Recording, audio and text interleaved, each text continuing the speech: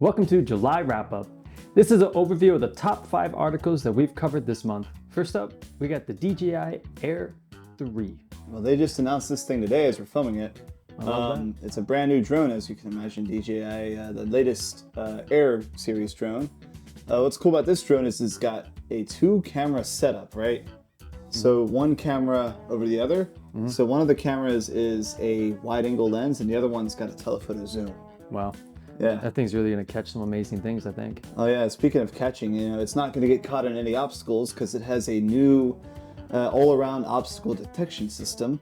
And they haven't put this on an Air series drone yet, so if you're a fan of the Air series drone, you're not going to lose your drone to a collision. And also, the batteries allow this thing to fly for 46 minutes, right? So we keep dropping some impressive drones this year.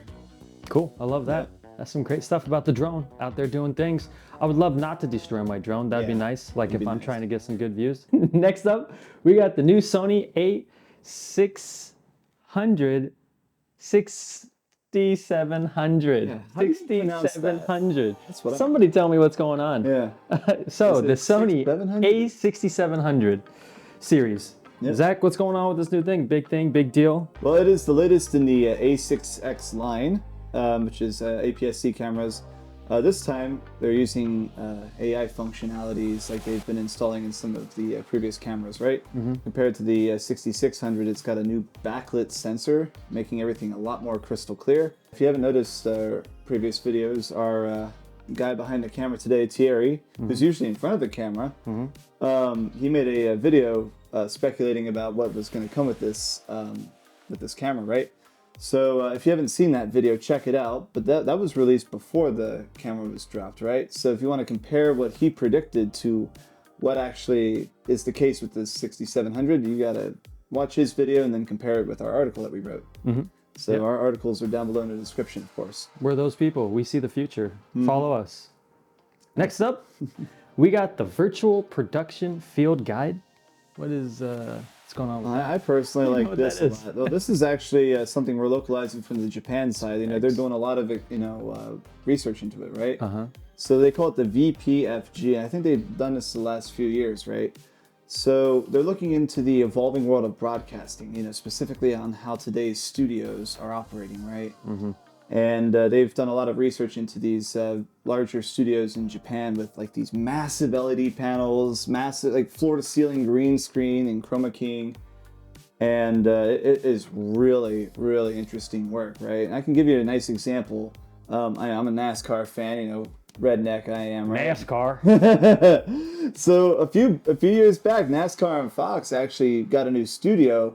And I remember watching the Daytona 500 that year, the pre-race show from the studio. I was like, wow, that's really cool. They just made a car come out of the ground, and they cut away the car, and you can look into what's going on. And what I found out from researching and from localizing the articles is that a lot of these are using Unreal Engine, right?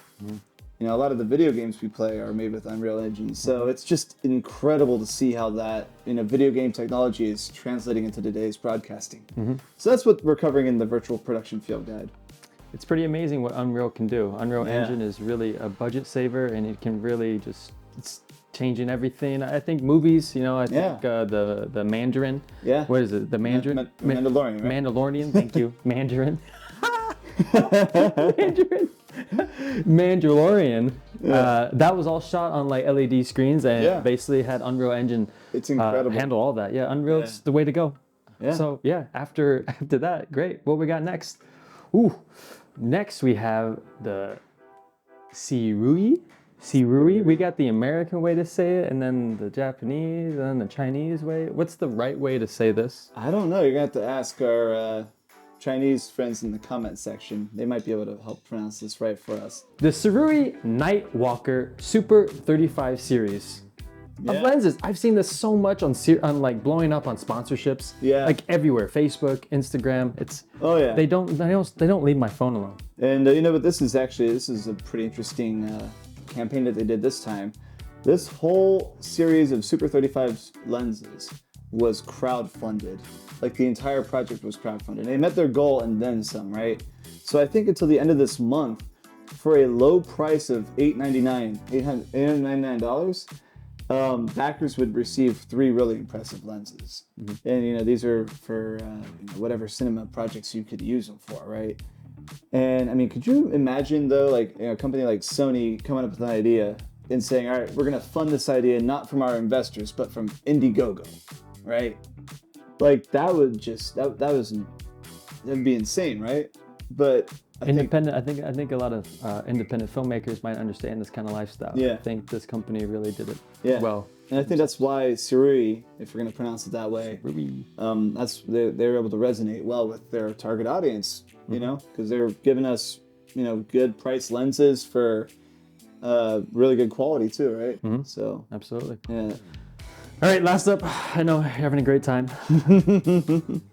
The Atomos, is that how you pronounce it? I believe so. Atomos. Atomos Edit. Yep. What's going on with this new editing software? This isn't your typical editing software, right? This isn't your Final Cut Pro, your Premiere Pro, or anything like that. Basically, it's in beta right now, but for content creators, especially for those who need to release multi-platform content quickly. Like everyone now. Yeah, nowadays content creator. Yeah. Well, using Atomos's cloud services, Atomos Edit allows the users, to quickly gather all the stuff that they need, all the content, and then edit it, and then immediately distribute it, right? So I'll give you a nice example, right? There's the Women's World Cup going on right now. I was just watching the Japan-Costa Rica game. Japan won 2-0. Boom, boom. Got a really impressive team, right? But, you got your photographers down there. Let's say Team Japan brings a few photographers and they need to upload a spectacular goal onto their Instagram page, right? So the cameraman or the camerawoman would have their an Atomos cloud sensor or something like that attached to their camera. They would have an app open and they would immediately send all that content to their social media team, who would quickly edit and disseminate it to all of the socials that they have set up for Nadeshiko Japan, right? So that's what Atomos Edit's designed to do. And I think it's a really cool idea that they have set up, right? All right, well, that's all we have for the day. Thank you so much for joining us here at ProNews Global. Come back next month and we'll do this all again. And if you want to keep live with the articles, make sure you follow en.pronews.com. My name is Zach, signing off. I'm also Zach, signing off. Later, world.